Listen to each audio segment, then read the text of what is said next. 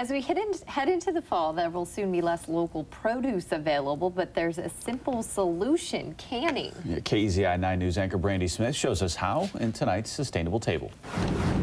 It's not really brain surgery. If you read carefully and you have the equipment, you can do it. You really can. You really, forgive me, can.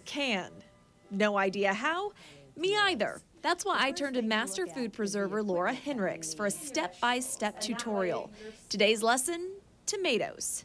First step, boil them. We don't want to cook the tomatoes, but we do want the skins to be loose. Here's one with the skin splitting, and we're going to put that immediately into ice water.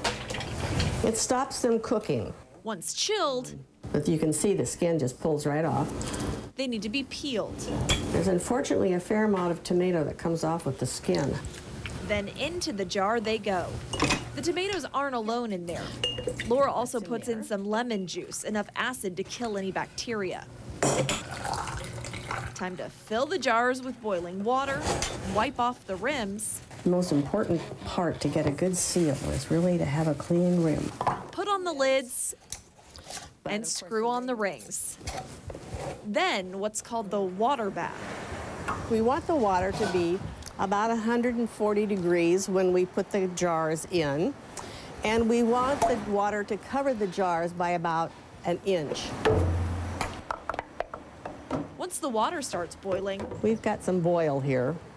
We've got some bubbles, which is air coming out of the jars. Laura sets her timer. They're going to be in this kettle for 40 minutes in boiling water.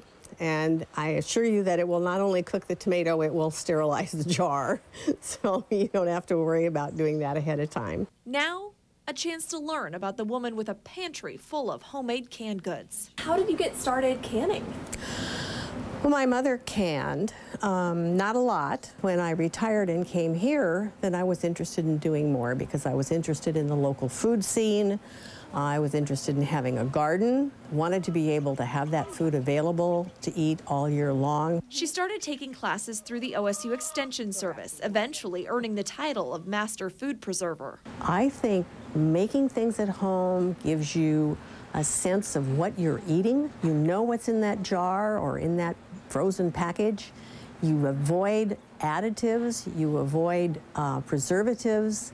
You have just food, and to me, that's really wonderful and important. Our time is up. 40 minutes and they're coming out. The big question is, will they seal? How can you tell if they do? Sometimes they make a noise. Whoops, there they go, I hear them. There's another one. A relatively simple process with a substantial payoff. What it means is that you can take this tremendous bounty that we have here in the Willamette Valley, and you can use it to feed yourself all year round. So that is our product. That's our product right there. And to learn more about canning, to get recipes, or to just sign up for the classes through the OSU Extension Service, just log on to KEZI.com and click on news links.